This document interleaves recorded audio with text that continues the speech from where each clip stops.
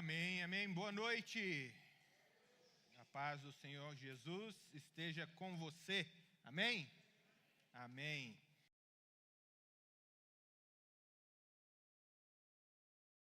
Irmãos, hoje nós vamos conversar sobre o último tema desse mega tema que nós temos conversado aí nas últimas semanas, que é encontros com Jesus. Nós vimos vários encontros com Jesus e como essas pessoas foram transformadas, essas pessoas foram tocadas, edificadas, e juntamente com elas, nós também, ao longo dessa jornada, também fomos tocados, fomos edificados e aprendemos aquilo que elas aprenderam. Nós, que nos leva a essa experiência de transformação e também a essa experiência de filiação, aonde nós nos percebemos em cada encontro com Ele, amados, cuidados, preservados e transformados por Ele em cada um desses encontros. Hoje, nessa última mensagem, nós vamos falar sobre o tema Correndo para a Mesa de Cristo. Uma das práticas mais comuns da igreja cristã na história é a Santa Ceia. É a participação dos cristãos na Santa Ceia. Muita gente participa da Santa Ceia como um ritual, mas não entende bem o seu sentido, o seu significado. Não entende muito bem como esse encontro real com Cristo, ele é impactante, ele é transformador, ele é sustentador e ele é motivador da vida dos cristãos. A mesa do Senhor, como nós chamamos a ceia, é um lugar para que todo cristão genuíno, todo aquele que entendeu que, de fato, ele tem a sua vida escondida em Jesus, é para que ele possa correr para essa mesa. Eu me lembro, quando eu era menino, que na fazenda eu e os meus primos ficávamos correndo do lado de fora, igual malucos ali, brincando no curral, ali na frente da casa, íamos para a estrada, e quando a avó chamava para tomar banho, ninguém queria ir, ou chamava para poder fazer alguma tarefa, também ninguém queria ir, né? Precisava buscar água na bica, ninguém queria ir, mas quando chamava para a mesa, depois de muito tempo de brincadeira, a criançada, a galera saía como maluca para poder pegar o primeiro lugar. Quem ia chegar primeiro, quem ia pegar o primeiro lugar, quem ia pegar o primeiro prato, quem ia pegar o primeiro pedaço de frango ensopado com quiabo, quem ia chegar em primeiro lugar. Sempre havia essas disputas. Eu não sei se com vocês também foi assim, se vocês tiveram essa experiência, provavelmente sim, mas na minha experiência de vida isso era muito comum. E por falar em corrida maluca como essa, nós tivemos uma Olimpíada, a Olimpíada de 1904, que ela ficou justamente conhecida como Corrida Maluca. Se você entrar e fizer uma pesquisa aí no Google depois, você vai ver vários relatos que contam dessa Olimpíada, que alguns dizem que foi a Olimpíada mais louca da história, outros vão dizer que foi a Olimpíada mais fracassada da história, mas o mais interessante é que essa Olimpíada ela deixou várias lendas. Primeiro porque várias delegações, ela aconteceu nos Estados Unidos, irmãos, e várias delegações, por exemplo, as europeias, as asiáticas, as delegações africanas, elas não quiseram ir para os Estados Unidos porque elas não tinham como chegar e a viagem era muito longa e se chegassem, elas iam chegar muito cansadas e como é que elas iam disputar uma Olimpíada cansados? Os americanos já sairiam na frente, então eles desistiram de ir. Além disso, a maratona de St. Louis, ela foi muito mal planejada. Primeiro porque ela foi muito eclética, tinha gente de todo tipo ali. Tinha gente que era vencedor já de outras maratonas, mas também tinha gente que era corredor de curtas distâncias. Eles simplesmente falaram, vai ter uma maratona, por que não correr? Vamos correr. E foram correr a maratona. Outros nem mesmo eram corredores. Por exemplo, tinha até carteiro ali. E eles resolveram se inscrever, porque já não tinham mais as delegações e eles foram participar. Até alguém com perna de pau. Até um corredor com perna de pau foi correr na maratona. O percurso ele era estranho, ele passava pelo centro da cidade, desviando do trânsito. Não é como esses percursos hoje, que eles são todos bloqueados e vai alguém na frente para poder cuidar. Não, você tinha que correr no meio do trânsito, imagina. E aí, até o campeão da maratona de Boston, que estava correndo, ele resolveu desistir. Porque eram tantas subidas íngremes, era tanto chão rachado, era tanto solo poeirento, que ele falou, não dá para correr aqui. Não dá, então ele acabou desistindo. O início aconteceu às 15 horas, com uma temperatura de 30 graus, e durante todo o percurso, dos 40 quilômetros, você só tinha 2 pontos de água. Isso mesmo. Imagina, 2 pontos de água para poder se hidratar. Os participantes, então, foram os mais loucos. Eu quero contar algumas histórias só para você entender como essa corrida foi maluca. O primeiro deles foi Félix Carvajal, carteiro cubano. Ele ficou sabendo da maratona e ele resolveu ir disputar. Então ele juntou dinheiro, sabe como? Correndo pela ilha. Ele ia correndo, ia juntando dinheiro, pessoas começaram a ajudá-lo, e ele então pegou o navio, foi de navio para os Estados Unidos, e quando chegou no porto de Nova Orleans, ele resolveu jogar, porque ali tinha muitos jogos e ele perdeu todo o dinheiro dele. Então, ele foi de carona até St. Louis, que fica no meio oeste dos Estados Unidos. Ele saiu de uma ponta e ele foi andando, pegando carona de um ponto ao outro, até chegar lá. E quando ele chegou lá, a única coisa que ele tinha era uma calça social comprida e uma camisa. E aí, o que tiveram que fazer ali? Eles tiveram que cortar. Alguém ali da torcida acabou arrumando uma tesoura e cortou a calça e cortou a camisa dele, fazendo ali um conjunto apropriado para ele poder correr. Então, meus irmãos, depois que ele começou a correr, ele estava com muita fome, e ele passou perto de um pomar. Ele passou perto de um pomar e ali tinha vários pêssegos. E ele resolveu pegar um pêssego para comer. E aí ele pegou um pêssego, comeu. E aí ele pegou outro pêssego e comeu.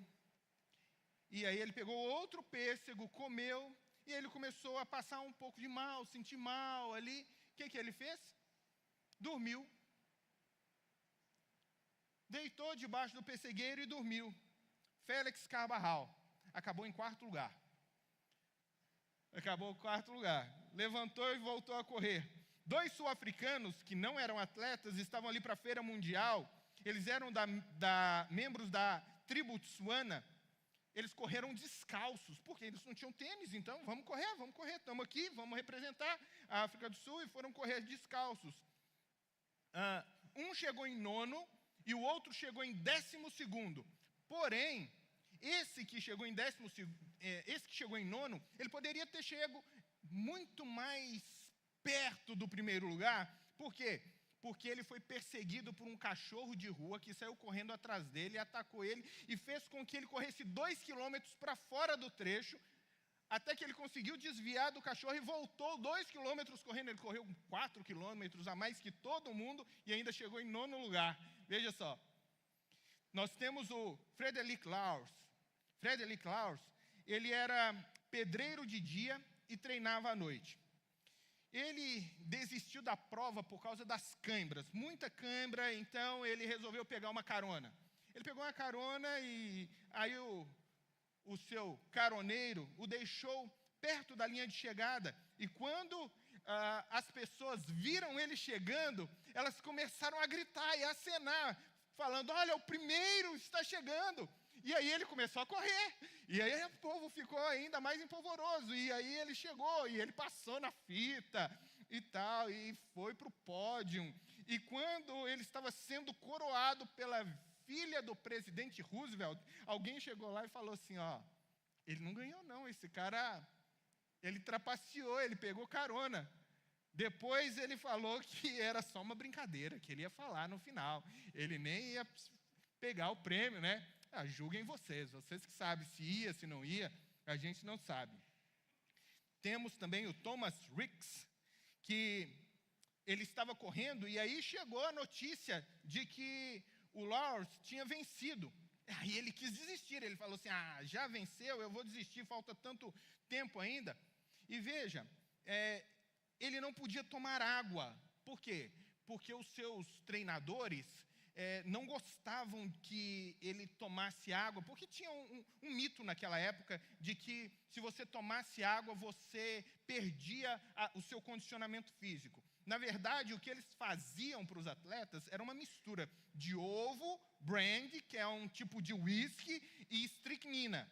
Estricnina é um veneno, tá, gente? Estricnina é um pesticida, tá? Se você não sabe.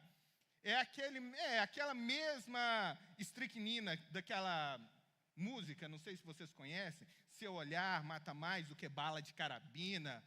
Que veneno, estricnina, né? Ficou muito famosa aí no Brasil essa música. Mas aí ele foi correndo e os seus treinadores falaram, não, continua correndo, e davam lá mais para ele desse, sei lá, esse conjunto de coisa louca. E ele foi correndo, até que ele já não conseguia mais nem saber o porquê estava correndo, mas continuou correndo, e eles falaram, corre, e aí faltava 1 quilômetro, e ele queria desistir, e eles falaram, não, corre, e pronto. Foi esse o campeão, Thomas Ricks. Ele passa a linha de chegada, cai e desmaia. E aí passaram 1 hora tentando trazer ele de volta para ele receber o prêmio. Que corrida mais maluca. Veja, caminhos malucos, organizadores perdidos, exaustão, envenenamento, trapaceiros, cachorro bravo, gente sem preparo algum, se saindo melhor do que os bem preparados, muitos que ficam pelo caminho e vencedores improváveis. Não parece a igreja? Parece a igreja, não parece? Essa corrida maluca parece a igreja. E é justamente isso que eu gostaria de mostrar para vocês nessa noite, que nós estamos num tipo de corrida maluca, mas nós precisamos correr para a mesa de Jesus. É lá que nós precisamos nos encontrar. A mesa de Jesus é apenas lá em Lucas, no capítulo de número 22, e nós vamos lendo o texto e vamos conversando sobre essa grande corrida maluca que Jesus nos propôs para podermos desfrutar da vida eterna.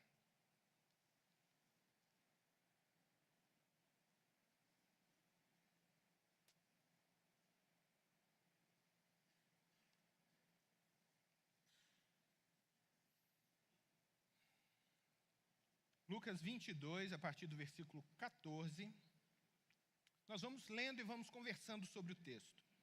Quando chegou a hora, Jesus e os seus discípulos, Jesus e os seus apóstolos, reclinaram-se à mesa.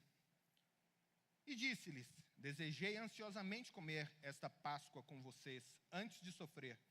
Pois eu lhes digo, não comerei dela novamente, até que se cumpra o reino de Deus. Recebendo um cálice, deu graças e disse, tomem isso e partilhem uns com os outros. Pois eu lhes digo que não beberei outra vez do fruto da videira, até que venha o reino de Deus. Até aí. A primeira questão que nós precisamos nos lembrar é aonde Jesus estava quando ele resolveu dar essa ceia com seus amigos. Era um jantar muito especial que Jesus estava ansioso para ter com seus amigos. Eles estavam em Jerusalém e durante toda aquela semana eles estavam comemorando a festa da Páscoa. Aquela festa que os judeus saíam dos territórios mais distantes, iam para Jerusalém para comemorar, e ali era feito o sacrifício de um animal para o perdão dos pecados. E ali eles estavam já há alguns dias, e aquele tempo havia sido muito maluco. Por quê?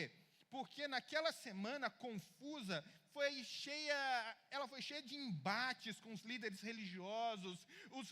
religiosos tentando prender, matar Jesus, tentando colocar Jesus em uma situação onde ele ficasse mal visto pelas pessoas. Até aquele momento, Jesus já havia predito várias vezes que ele iria morrer, mas os seus discípulos não haviam dado muito ouvido para ele. E agora, mais uma vez, ele estava falando, olha, eu desejei comer essa última ceia com vocês antes de sofrer.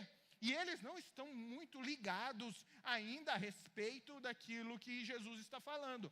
Parece que eles estão muito mais ligados na mesa, muito mais ligados na comida. E aí, que hora que vai vir a comida? O que vai ter nessa comida? Será que o vinho é de boa qualidade? O que é que tem nessa mesa? E não estão muito ligados nas informações que Jesus está trazendo para eles. O anseio de Jesus, naquele momento, é porque ele está estabelecendo um marco que vai passar a fazer parte do cotidiano da vida de cada cristão a partir dali. É um marco substitutivo, é um marco que vem mudando o princípio de integração do povo de Deus. Até aquele momento, nós tínhamos na festa da Páscoa uma experiência maravilhosa, aonde o simbolismo do cordeiro morto representava um Deus gracioso que estava disposto a perdoar pecados. Mas para perdoar pecados, um inocente precisava morrer pelos culpados.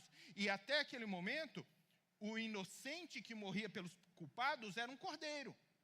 Mas de onde que eles tiraram essa ideia de um cordeiro que deveria morrer? A gente ainda fala cordeiro pascal. Ainda na Páscoa, hoje, nós nos lembramos disso.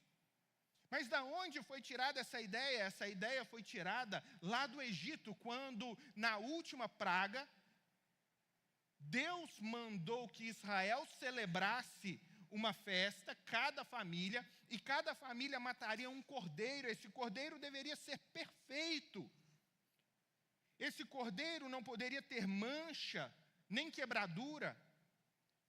E depois que eles matassem esse cordeiro, o sangue desse cordeiro deveria ser untado nas portas, porque o anjo da morte passaria sobre o Egito, e quando ele visse o sangue nos umbrais das portas, ele não entraria naquela casa, mas passaria por cima. É isso que Páscoa significa, passagem ou passar por cima. E ele iria para outra casa que não estivesse debaixo do sangue desse cordeiro. E você sabe o que aconteceu. Os egípcios perderam seus primogênitos. Foi realmente um grande desastre. Até mesmo o faraó, o principal deus, perdeu o filho dele, que era outro deus, nascido de Deus, e que teve a sua vida retirada naquele momento, pelo poder do Deus verdadeiro. Então, o que nós temos aqui, na verdade, lá no Egito, é apenas um pré-anúncio daquilo que Jesus faria.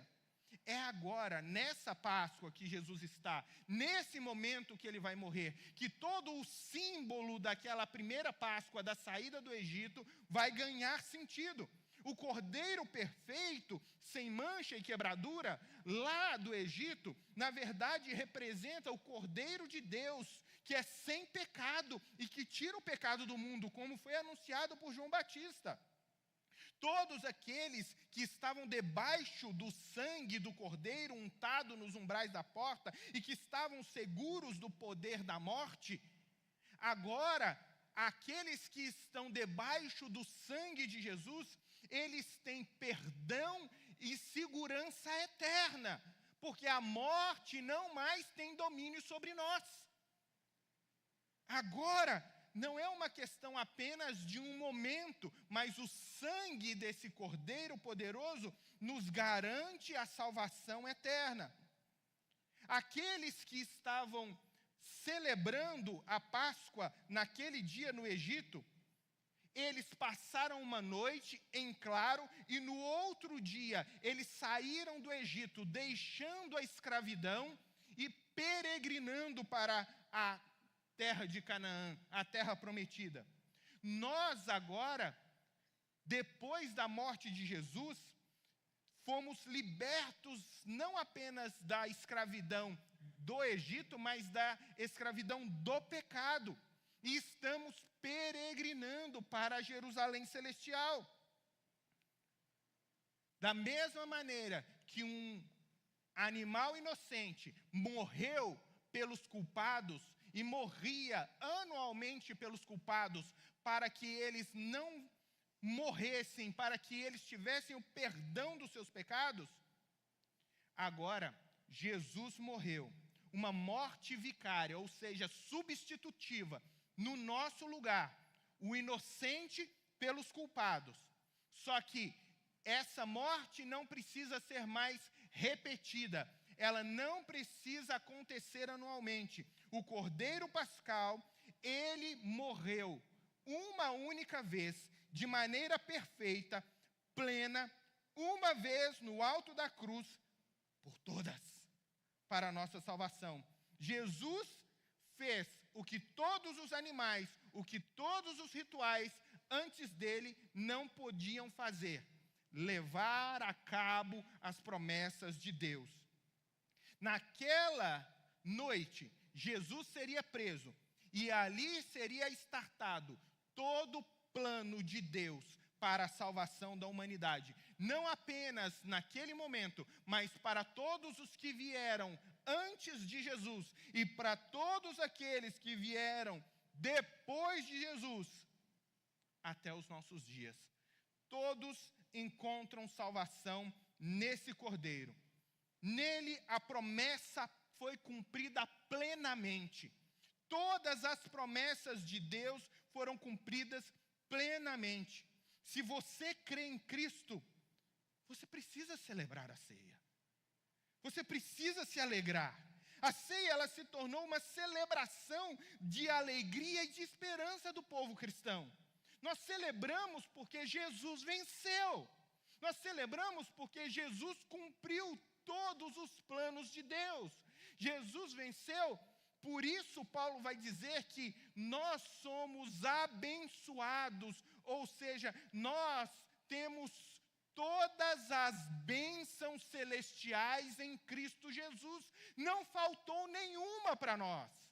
Se cremos em Jesus, tudo isso está sobre as nossas vidas. E todas as vezes que nós, aqui sequencialmente, celebramos a ceia, nós não estamos aqui na ceia crucificando Jesus novamente. A nossa ceia não é aqui uma nova crucificação, um novo sacrifício, é apenas uma celebração daquilo que ele fez. Por isso, ela se torna uma pregação com elementos visíveis, onde todos os participantes juntos anunciam a esperança que Jesus Cristo, o nosso Salvador, nos prometeu e nos entregou de maneira perfeita. É isso que nós fazemos durante a ceia do Senhor. O Cordeiro Pascal, ele era o sinal da promessa. Cristo é o cumprimento da promessa. O sangue no portal era símbolo de esperança. O sangue da cruz é a certeza da salvação. É isso que nós celebramos. É isso que Jesus, nessa noite, está startando. Esse processo que chegou a mim e chegou a você pela fé. É nesse momento que Jesus está dizendo: eu ansiei comer essa ceia com vocês. Essa ceia, ela tem efeito não apenas naquele momento, mas também por cada geração após aquela ceia, talvez podemos dizer que Jesus olhou para cada indivíduo, para cada pessoa na história da igreja, inclusive hoje à noite, e ele diz: eu ansiei comer essa ceia com vocês. A não ser que vocês não tenham entendido que o anseio dele, o desejo dele era tão grande que o levou a morrer por você, para que você pudesse ter assento na mesa do Pai. Esse amor é tão grande, esse desejo é tão grande, que levou você a poder ter assento na mesa do Pai. Mas o texto continua dizendo: tomando o pão, deu graças, partiu e o deu aos seus discípulos, dizendo: isso é meu corpo que é dado em favor de vocês, façam isso em memória de mim. Da mesma forma, depois da ceia, tomou o cálice, dizendo: este é o cálice da nova aliança no meu sangue, derramado em favor de vocês. Nós precisamos entender que existem algumas verdades sobre a ceia do Senhor. A primeira delas é que ela é uma ordem. A ceia do Senhor é uma ordem. Ele fala: fazei isso, está no imperativo. Não é um bom convite, não é um bom conselho. Isso aqui é uma ordem para todos aqueles que vêm após aquele momento. Os discípulos estão ali, os apóstolos estão ali como os representantes da igreja, e após aquele momento, cada um dos cristãos que entraram nessa grande história da salvação, entenderam que fazer parte da ceia do Senhor é uma obrigação nossa.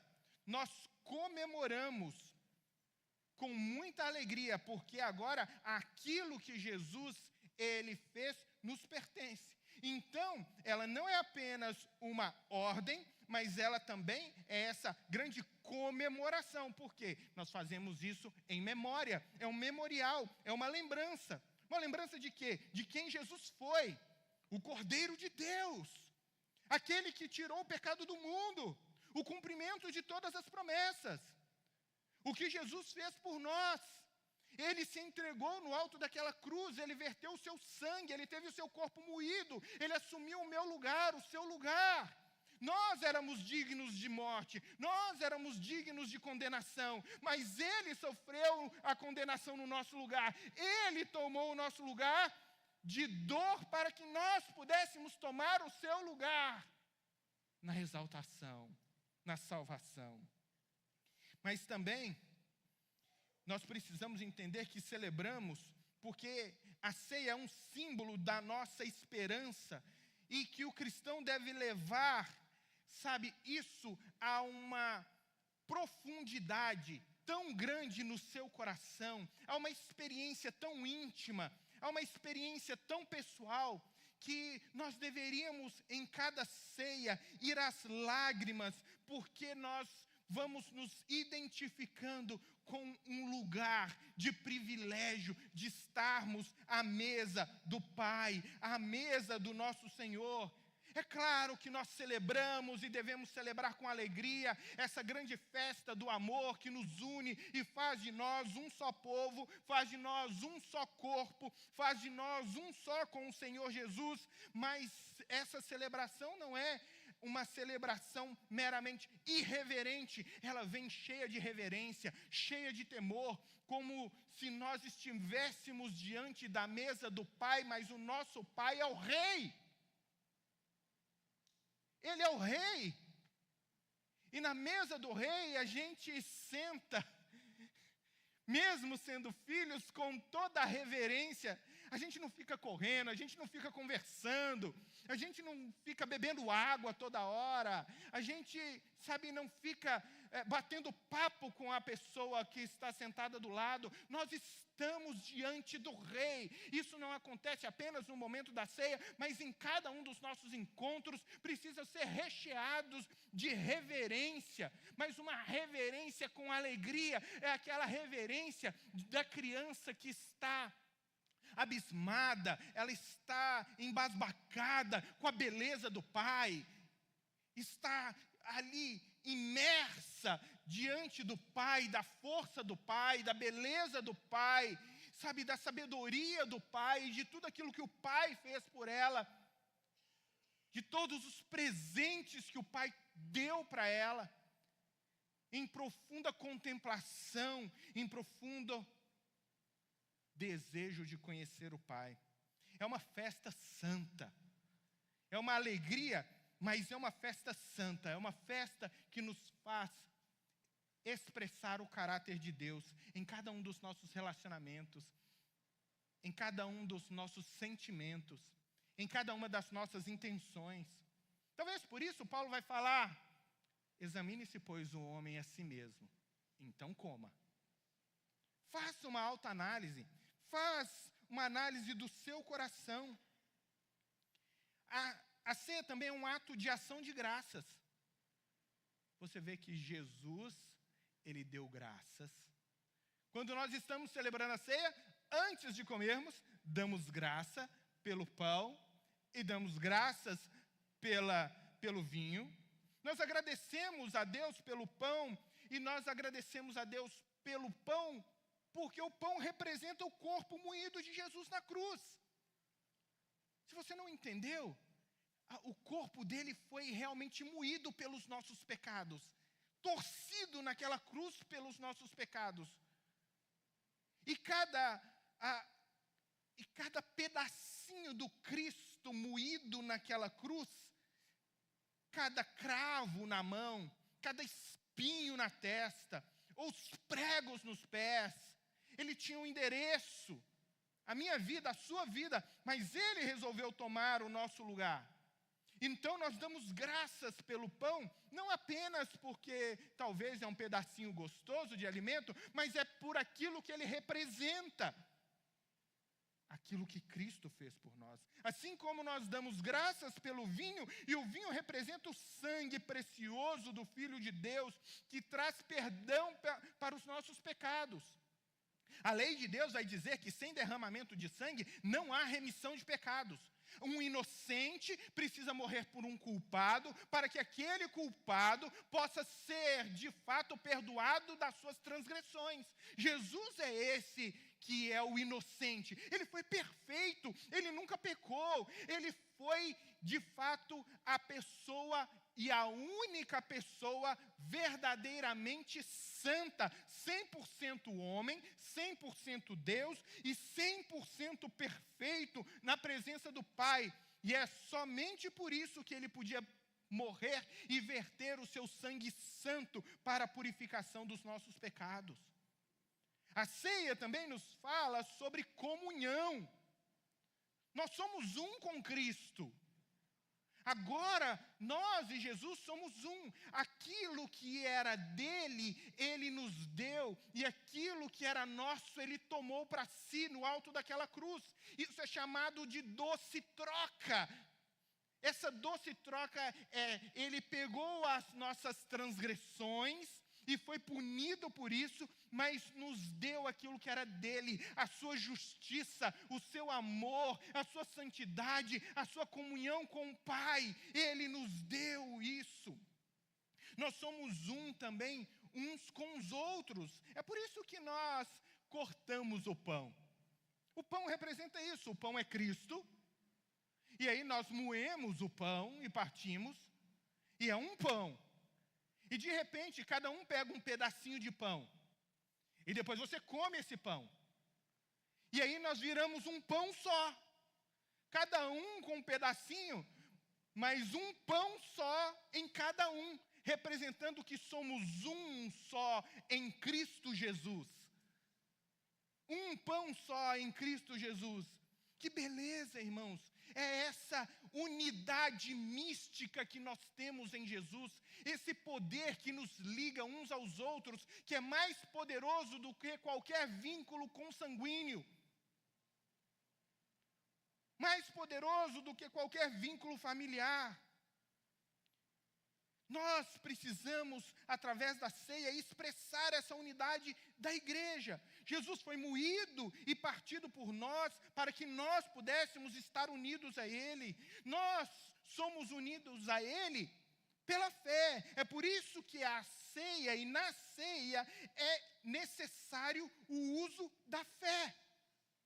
Você precisa entender isso, entender que Cristo, de fato, está participando daquela mesa, de que Cristo está participando desse processo. Você precisa crer que aquele pedaço de pão, de fato, ele vai ser um memorial a respeito daquilo que foi o que Jesus fez por você. E aquele pequeno cálice de suco de uva, ele representa de fato o sangue derramado por você. E aí Jesus, ele está presente entre nós, verdadeiramente, mas por um ato de fé. Se você não tiver fé, se você não entender isso, você só está comendo pão e só está comendo glúten, e glúten faz mal. Eu tenho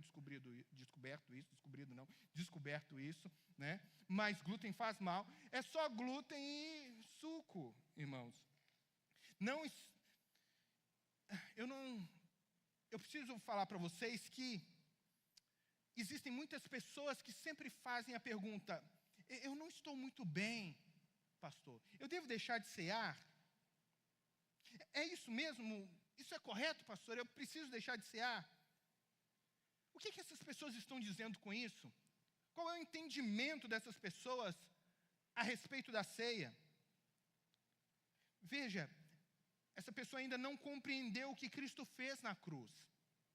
Ela não compreendeu a salvação que Cristo ofereceu na cruz pela fé somente.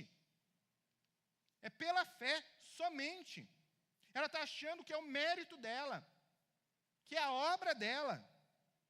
Ela não compreendeu ainda o significado da ceia. Porque no significado da ceia, veja, você está unido com Cristo. Quando você ceia, você está dizendo: eu tenho unidade com Cristo. Quando você ceia, você está dizendo: eu sou um com Jesus. Mas quando você diz: eu não estou apto para ceiar, a primeira coisa é você dizer: eu não estou obedecendo uma ordem. Porque Jesus disse: fazei isso. Quando você não está ceando, você está se colocando fora da celebração, fora da alegria, fora dessa comemoração. Quando você não está ceando, você está dizendo para nós, para Jesus, para a igreja, para si mesmo, que você não está apto para morrer. Você não está apto para morrer. Que terrível. Se o seu coração está desse jeito, se você está sentindo: meu Deus, eu preciso consertar com Cristo, então corra para a mesa. Procure os pastores, procure os presbíteros e fale: olha, eu preciso resolver isso. Eu preciso resolver algo no meu coração, eu preciso resolver algo na minha vida, porque eu quero fazer parte disso. Eu quero fazer parte, eu quero obedecer, eu quero celebrar, e eu quero poder estar apto não só para ceiar, porque estar apto para ceiar significa que você está apto para morrer. Essa é a verdade. Mas a ceia também fala sobre garantia. Garantia de que os seus pecados de fato foram perdoados pelo sangue de Jesus. Não é uma historinha, eles de fato foram perdoados. É a garantia que o preço pelos seus pecados foi pago no alto daquela cruz, e você não é mais escravo do pecado. Você tem a carta de alforria, porque Cristo comprou você. E que agora nós temos uma nova aliança com Ele, que é inquebrável. Ela é inquebrável. E Paulo vai dizer o seguinte, que mesmo que você seja infiel, Cristo permanece fiel. E ela é inquebrável pelo poder e pelo amor de Cristo. Mas veja, o texto vai continuar dizendo assim: mas eis que a mão daquele que vai me trair está com a minha sobre a mesa. O Filho do Homem vai, como foi determinado, mas ai daquele que o trai. Eles começaram a perguntar entre si: qual deles iria fazer aquilo? No momento da ceia, tem alguém ali que vai trair Jesus. Você sabe, Judas. Nem todos na comunhão, nem todos que participam da igreja, nem todos que participam de uma ceia, eles são crentes de verdade. Tem gente que participa, mas não está participando com aquela fé que nós acabamos de falar agora. É por isso que é necessária essa autoanálise no nosso coração. Quem era o traidor? Judas, você sabe, ele estava ali, assentado à mesa, e diz que quando ele tomou a ceia, Satanás entrou nele, lá em João 13, 27. Judas, então, saiu dali e vendeu Jesus por 30 moedas de prata. É isso que a idolatria faz. É isso quando você tem coisas mais importantes no seu coração do que Jesus. Judas, ele é chamado de traidor, filho da perdição, demônio, ladrão. Todos esses adjetivos são dados a Judas nas Escrituras. Esses adjetivos mostram o caráter dele. A sua paixão pelo dinheiro era mais forte do que o seu amor por Jesus. E é isso que significa idolatria. Colocarmos qualquer coisa acima de Jesus. Tudo aquilo que acreditamos que pode trazer para nós, nesse mundo, mais felicidade do que Cristo, isso é um ídolo. Pode ser um Deus qualquer, pode ser um santo qualquer, pode ser o dinheiro, pode ser uma pessoa, pode ser uma viagem, pode ser um sonho, pode ser um filho. Quando abrimos o nosso coração para negociar Jesus, junto desce o diabo. Quando nós negociamos Jesus no nosso coração, junto desce o diabo. Por quê? Porque o diabo não tem problema de dividir o primeiro espaço no seu coração. Você pode adorar o diabo, você pode adorar, sei lá, sua esposa. Para ele está tudo certo. Mas não. Deus exige exclusividade na primeira posição. Ama ao Senhor teu Deus acima de todas as coisas. De todas as coisas. E existem algumas características que fazem parte de um verdadeiro discípulo de Jesus. Perceba, Judas, ele andou com os outros discípulos. Ele viu os milagres, ele teve as experiências como os outros tiveram, mas ele nunca se tornou um discípulo de verdade. Ele nunca se tornou um discípulo de Jesus, mas ele viveu toda a história que os outros viveram. O que nos faz discípulo de Jesus é nós estarmos debaixo do senhorio dele. É permitir que ele reine sobre a nossa vida. Não sermos apenas ouvintes da palavra, mas sim praticantes. Nós devemos ser capazes de amar a Deus acima de todas as coisas, o próximo como a nós mesmos, e nos alegrarmos nele acima de todas as demais coisas desse mundo. Encontrarmos nele a nossa verdadeira alegria para esse mundo. Agora veja, diz o texto. Surgiu também uma discussão entre eles acerca de qual deles era considerado o maior. Jesus lhes disse: o rei das nações dominam sobre elas, e os que exercem autoridade sobre elas são chamados benfeitores. Mas vocês não serão assim, pelo contrário, o maior dentre vocês deverá ser como o mais jovem, e aquele que governa como que serve. Pois quem é maior, o que está à mesa ou o que serve? Não é o que está à mesa? Mas eu estou entre vocês como quem serve. Vocês são os que têm permanecido ao meu lado durante as minhas provações. Eu lhes designo o reino, assim como meu Pai o designou a mim, para que vocês possam comer e beber à minha mesa no meu reino e sentar-se em tronos, julgando as 12 tribos. Se muitos que estão na igreja não são crentes de verdade, nem todos os discípulos de Jesus também são maduros na fé. Têm maturidade. Eles estavam ali discutindo quem era o maior, quem era o primeiro, sabe? Tipo, eu e meus primos correndo. Quem vai ser o primeiro? Quem vai ser o primeiro? Quem vai comer primeiro? Eles estão ali. Quem vai ser o primeiro no reino dos céus? Quem vai chegar primeiro? Quem vai estar ao lado de Jesus, sentado do lado direito? Veja, isso é o orgulho. É a necessidade de destaque, é a necessidade de estar em primeiro lugar. Na Grécia Antiga, a competição era vista como uma virtude. A ambição, por exemplo, e a honra, elas eram entendidas como um valor social. Mas para os filhos de Deus, nós temos algo completamente o contrário. Nos nossos dias isso também acontece, no dia a dia. No dia a dia nós queremos ser os melhores profissionais, os melhores vendedores, os melhores alunos, o melhor pai, o melhor mãe, o melhor motorista, ter a melhor empresa, ser a melhor igreja, ser o melhor músico, o mais forte, o mais belo, o mais rico, o mais inteligente, o mais esperto, o mais sábio, o mais tudo. Nós estamos o tempo inteiro fazendo esse tipo de negociação para sermos os melhores. Todos os dias queremos ser o destaque. E era isso que os líderes faziam. Os governantes, eles se autoproclamavam benfeitores, porque benfeitor aí é um título, tá? E não um adjetivo dado a alguém. Era um título.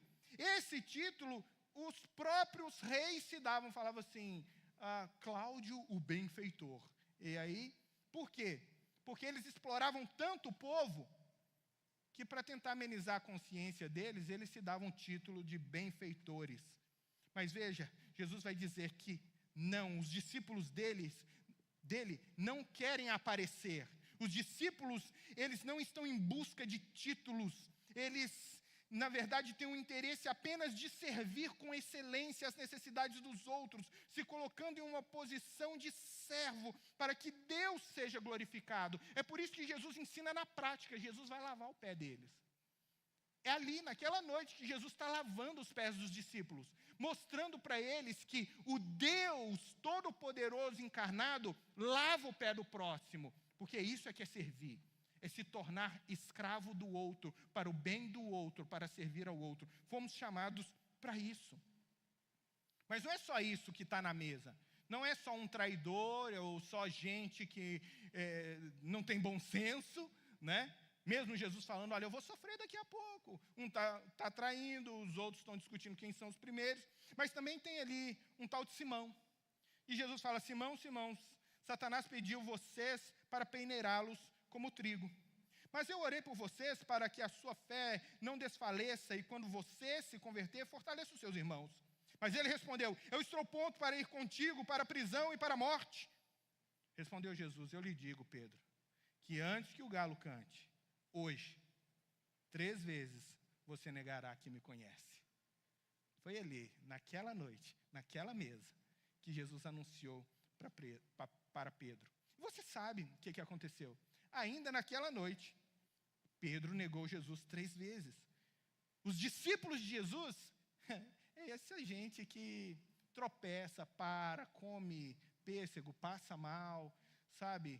Que corre com perna de pau. Fraqueja, gente. É gente fraco. Não são os melhores corredores. Sabe, é gente que está correndo ali e os outros estão falando, continua correndo, falta só 1 quilômetro, continua correndo, desiste não. Não podemos viver com autoconfiança. Senhor, eu vou contigo até para a morte. Não. Nós precisamos contar com o fortalecimento da graça de Deus. Pedro negou Jesus, sim. Mas quando ele foi cheio do Espírito Santo, ele se tornou intrépido. E ele pregava ousadamente. Jesus foi atrás de Pedro. Jesus encontrou Pedro quando Pedro havia desistido e ele havia voltado para o seu trabalho antigo. E Jesus encontrou ele e o trouxe de volta. É isso que Jesus faz conosco. Ele nos encontra e traz de volta. Hoje o arrependimento está disponível para você. Hoje o arrependimento está aberto para você. Eu não sei como está o seu coração. Eu não sei como está a sua vida. Eu não sei o quão longe você está andando de Cristo. Eu não sei quão longe você está andando do Senhor. Mas hoje, o arrependimento está disponível. Assim como para Pedro. Não endureça o seu coração como Judas. Ouça o chamado de Cristo ao arrependimento. Entregue o seu coração a Ele. Jesus o encontra nessa noite e Ele trata com você para curar o seu coração. E toda vez que nós estamos experimentando momentos como esse, nós sabemos que dificuldades vêm dentro de nós, vergonha, desânimo, pensamentos de desistir, mas veja, olhe nos olhos de Cristo, olhe nesses olhos de amor, de alguém que se entregou por você na cruz, e escute aquilo que Pedro escutou. Tu me amas? Tu me amas? Tu me amas? Então se arrependa e volte para Cristo. Corra para a mesa de Jesus, corra para a mesa do Senhor. Lá você tem segurança, lá você tem a verdadeira alegria, lá você tem salvação eterna. Somente na mesa de Cristo. Tudo que o mundo te oferece é passageiro, mas aquilo que Cristo nos garante é eterno. Amém?